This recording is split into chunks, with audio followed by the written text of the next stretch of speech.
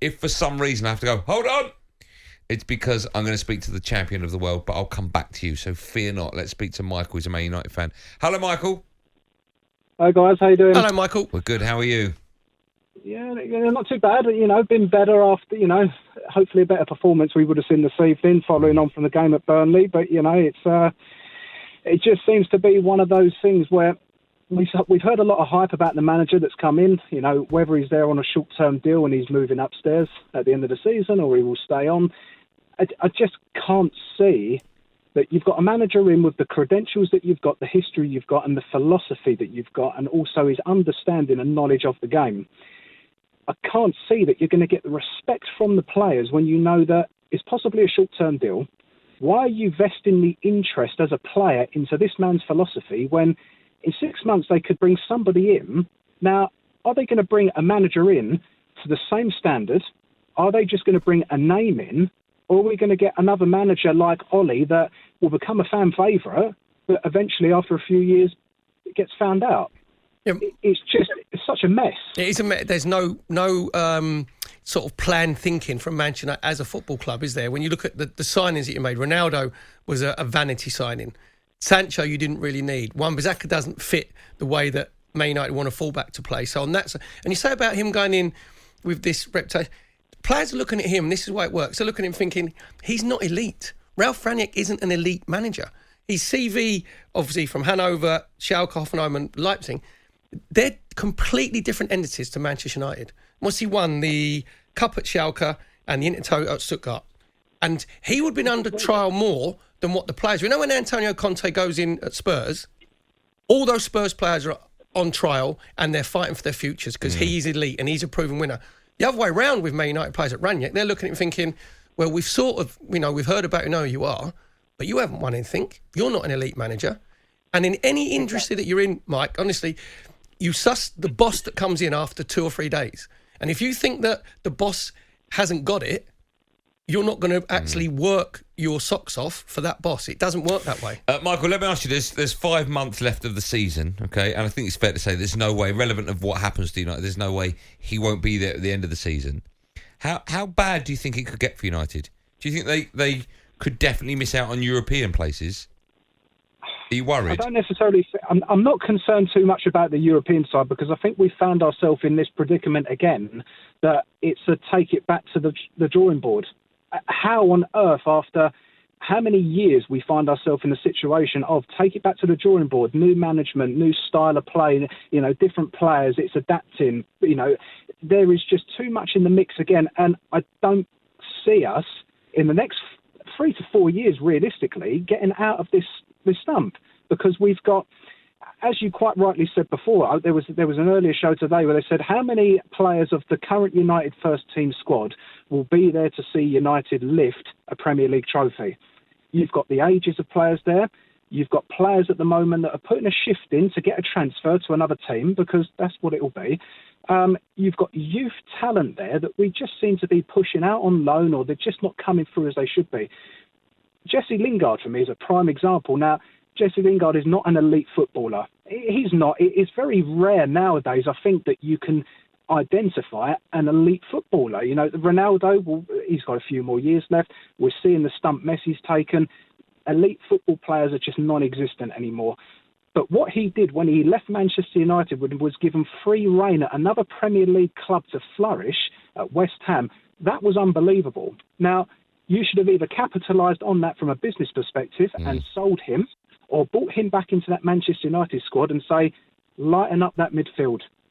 Go crazy. I just haven't done it. He's wasted. Donny van der Beek lit up the Dutch league. Wasted. That for me was we've got to make a transfer. And that was a pretty, when you look at that, £40 million for the season that he had looks like Manchester United are finally getting control back of the transfer scheme here. We're bringing talent in for a relatively cheap cost.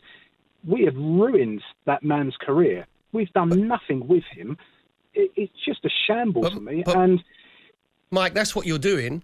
You're just signing players who are very, very good players, but with actually no plan of a system they're going to play in, who they're going to play with. You say like Donny van der Beek, and then you look at Jadon Sancho. when you look at that from the outside, you didn't need Jadon Sancho wasn't a priority for everybody. You say that, but I think the problem was when Sancho came in is that we weren't going to have Ronaldo, so we wouldn't have had a problem. But that's it. But then there's no joined up thinking, is it? Because Ronaldo is it's a vanity signing because he couldn't be seen to be going anywhere else. Now, if you're gonna with Ronaldo, the whole team has to be geared to around Cristiano Ronaldo, and if it is, and your other players are that good, then you'll be all right. Manchester United players at the moment, the quality in their squad is good enough to be top 4 if they've got the right manager. You know, everybody's saying about the quality's there, right? And I said before, if Rangnick doesn't get them, and they're not on the performances that I've seen against Newcastle and tonight in the midfield, Neves and Moutinho, they look like Iniesta and Xavi.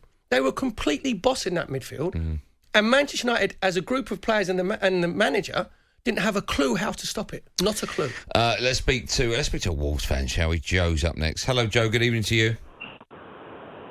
Good evening, gents. Hello, Joe. Well done, firstly, Joe. Congratulations on the victory. Before we continue to talk about how bad United were, they were bad for a number of reasons, but the main one being that Wolves were excellent. Absolutely, that's exactly why I'm calling.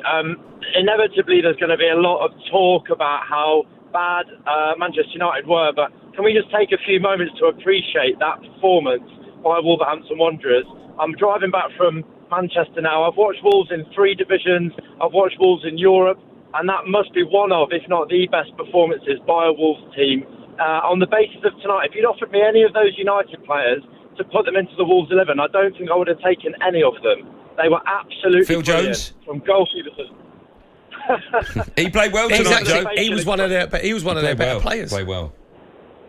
He was, and actually, Wan-Bissaka going forward is pretty dangerous as well. But I hope you appreciate the point. As a team, as a unit, that Wolves side tonight were absolutely outstanding. And like Perry, like you said, they look like, who goes to Old Trafford and looks like they're having the time of their life?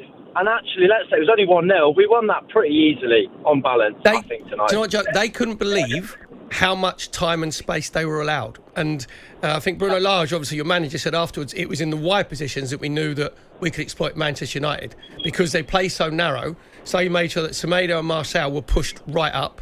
And then Neves and Moutinho completely bossed the game, bossed the tempo. But wasn't you a little bit worried as the first half went on and De Gea was pulling off like saves like an octopus and you had 14 shots? Did you not think, oh no, if we don't take our chances here, this has got a bit of brilliance from a Man United player written all over it, which would have been a travesty?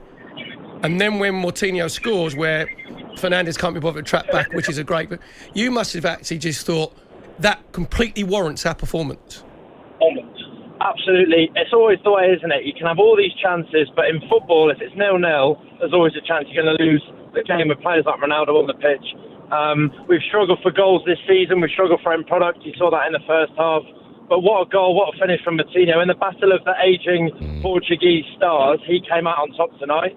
And the goal was a massive relief because I think we deserved it. But honestly, that free kick at the end, I thought Ronaldo's going to do nothing all game except equalise for them and he'll be on the back page. But thankfully, Jose Sarr, brilliant save. Can I just say, are there many keepers in the Premier League genuinely better than Jose Sarr? And how many? It can't be more than 1 or 2 on current form. Edison, Alisson, David De Gea, Aaron Ramsdale, David De Gea, Hugo Lloris. Ramsdale. I'm not saying he's Mendy, Chelsea goalkeeper. I'm not saying he's bad, but there are we are blessed with a lot of good goalkeepers. But you know what in the the difference, Premier League. Joe, was? You just looked far more structured. You just looked far more that the players all knew their jobs and what they was asked to do, and they wanted to do it for their manager. Absolutely. And speaking of the manager, Bruno Lage, now we've got a really special guy in charge of that club, and we've got a special group of players with loads of potential. But away from that starting 11, our squad must be the thinnest in the Premier League. It's the January transfer window, and we've got owners that have put us in a brilliant place in the few years that they've been here. But it might be time to invest in that potential. And I think we need they brought back a couple of loanees. We might sell Adama, that might free up some funds. But it doesn't sound like we're going to have a very active January transfer window.